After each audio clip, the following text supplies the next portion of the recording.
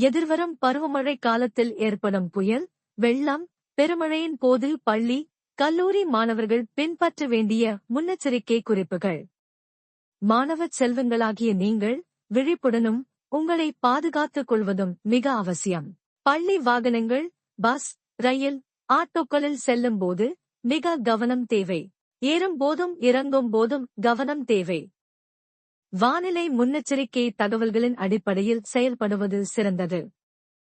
வானிலை, மழை, புயல் தொடர்பான முன்னெச்சரிக்கை தகவல்களை பெற டிஎன் அலர்ட் செயலியை உங்களின் பெற்றோர் கைபேசியில் பதிவிறக்கம் செய்து கொள்ளுங்கள்.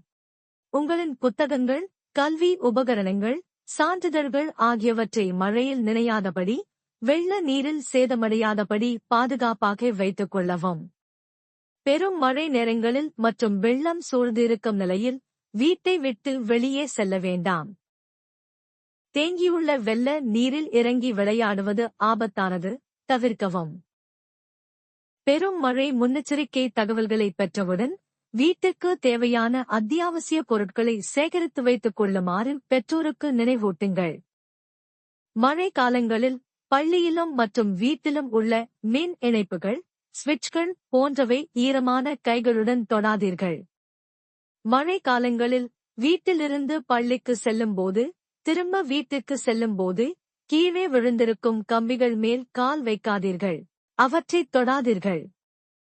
சாலைகளில் நடந்து செல்லும்போது ஆழ்துளை, கழிவுநீர் கால்வாய் வாயில் போன்றவற்றை கவனித்து செல்ல வேண்டும். தமிழக அரசு பாதிப்பு பகுதிகளில் நிவாரண முகாம்கள் ஏற்பாடு செய்கின்றது. தாழ்வான பகுதிகளில் வசிக்கும் குடும்பங்கள் முன்னெச்சரிக்கை தகவலை பெற்றவுடன் முன்கூட்டியே நிவாரண முகாம்களுக்கு சென்று தங்குமாறு கேட்டுக் கொள்ளப்படுகிறார்கள். வெள்ளப்பெருக்கின் போது ஆற்றங்கரை ஓரங்களில் தடுப்பணைகளில் நின்று கொண்டு புகைப்படம் எடுக்க வேண்டாம். பேரிடர் காலங்களில் உதவி மற்றும் ஆலோசனைகள் பெற்றிட அவசரகால தொலைபேசி எண்கள். மாநில கட்டுப்பாட்டு அறை தொடர்பு கொள்ள 1070, மாவட்ட கட்டுப்பாட்டு அறை தொடர்பு கொள்ள 1077, ஆம்புலன்ஸ் சேவைக்கு 108. மாணவர்களின் நலன் கருதி வெளியிடப்படுகிறது.